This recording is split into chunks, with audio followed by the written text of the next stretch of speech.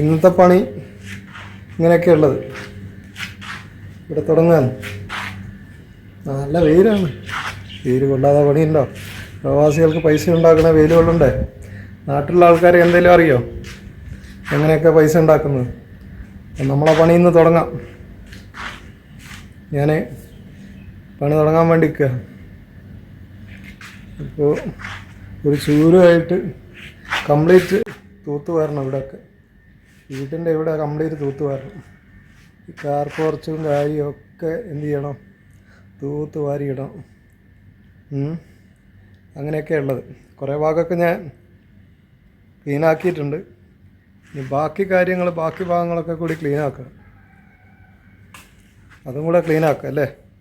Okay, കാണുന്നില്ലേ? ഈ ഭാഗം കംപ്ലീറ്റ് ഇതൊക്കെ ഞാൻ അടിച്ചു വാരി ഇട്ടതാണ്. ഇവിടെ ഒക്കെ എന്ത് ചെയ്യണം? ക്ലീൻ ചെയ്യണം. ക്ലീൻ ചെയ്ത് റെഡിയാക്കി എടുക്കണം.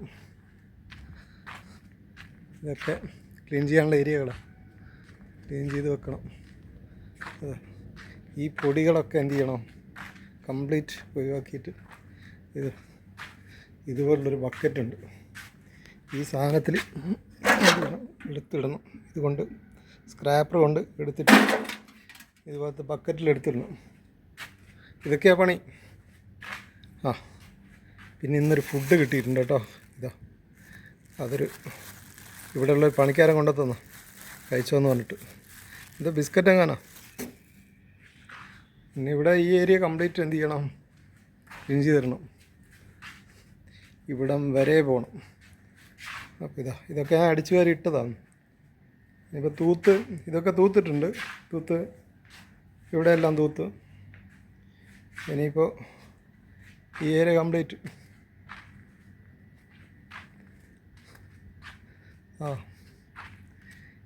ഇവിടം വരെ ഉണ്ട്. കംപ്ലീറ്റ് ഇല്ല, ഇവിടം വരെ ഞാൻ ചെയ്യും. ബാക്കി ഏരിയ ഒന്നും ഞാൻ ചെയ്യത്തില്ല. പിന്നെ പണികളുണ്ട്. അതിനുശേഷം പോയിട്ട് യൂണിവേഴ്സിറ്റി പോകണം. പിന്നെ എവിടെയാണ് പോകേണ്ടതെന്ന് വെച്ചാൽ അവിടെയൊക്കെ പോകണം. യൂണിവേഴ്സിറ്റി എന്ന് പറയുമ്പോൾ ഇവിടുന്ന് ഓഹയിലെത്തണം. 30 കിലോമീറ്റർ ഉണ്ട്. 30 ഉണ്ടാവും തോന്നും. അവിടെയൊക്കെ പോയിട്ട് തിരിച്ചു വരണം. അങ്ങനെ ഒരുപാട് പണികളുണ്ട്.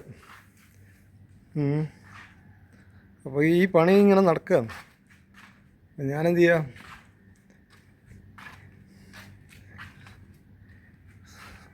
തുടങ്ങട്ടെ. എൻ്റെ പരിപാടികളൊക്കെ ഇതൊക്കെ ഞാൻ ഇട്ടിട്ടുണ്ട്.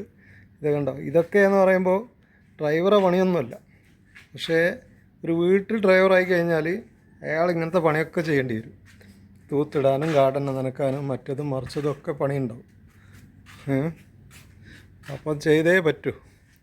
അത് പിന്നെ ഇത് ഞാൻ ചെയ്യില്ല എന്ന് പറഞ്ഞിട്ട് കാര്യമില്ല. നമ്മളങ്ങനെ പണി വേണം, പൈസ വേണം. അങ്ങനെയുണ്ട്. അവർ പറയുന്ന പണി ചെയ്തേ പറ്റൂ. അവരല്ലേ പൈസ തരുന്നു. അപ്പോൾ നമ്മൾ ഇവിടെ പ്രവാസികൾ ജീവിക്കാൻ വേണ്ടി ഇവിടെ വന്നതാണ്. പണിയില്ല, കൂലിയില്ല, വേലയില്ല, റൂമില്ല, ഒന്നുമില്ല. പച്ചവെള്ളം വരെ കുടിക്കാൻ പൈസ ഉണ്ടാവില്ല. പച്ചവെള്ളം കുടിക്കുന്ന പൈസ. അപ്പോൾ അങ്ങനെയൊക്കെ രീതിയിലുള്ളത്. അപ്പോൾ ഏതായാലും ഇത് നിങ്ങൾ എന്ത് ചെയ്യണമെന്ന് പറഞ്ഞാൽ ഇത്രയും കാര്യങ്ങൾ നിങ്ങൾ മനസ്സിലാക്കി വെക്കുക. ഇവിടെ വരുമ്പോൾ ഇത്ര പണികളൊക്കെ ഉണ്ടാവും. ഒരു വെയിലത്തൊക്കെ പണിയുണ്ടാവും. അതൊക്കെ ചെയ്യാൻ തയ്യാറായിട്ട് മാത്രമേ ഇങ്ങോട്ട് വരാവൂ. അല്ലാതെ ഇങ്ങോട്ട് വന്നിട്ട് കാര്യമില്ല. ഞാനും ആദ്യമൊക്കെ വിചാരിച്ചിരുന്നു പ്രവാസം എന്ന് പറഞ്ഞാൽ ഒരു സ്വർഗ്ഗ തുല്യമായ സംഭവമാണ്. പക്ഷെ അതൊക്കെ ഞാൻ 10-25 വർഷമായി. അതൊക്കെ മനസ്സിലായി. ജീവിതം ഇപ്പോഴും അങ്ങനെ തന്നെ. അപ്പോൾ എവിടെ എത്തിയെന്ന് വെച്ചാൽ ഇങ്ങനെ പോകുന്നു. അതുമാത്രം കണ്ടോ? ഇവിടെ വരെ ഈ ഗേറ്റ് വരെ എനിക്ക് തൂക്കണം. ഇതൊക്കെ ഒന്ന് ക്ലീൻ ആക്കിയിടണം. ജസ്റ്റ് വലിയ കച്ചറയൊന്നുമില്ല, എന്നാലും ആ കച്ചറ ഡബ്ബയിൽ കൊണ്ട് ഇടണം.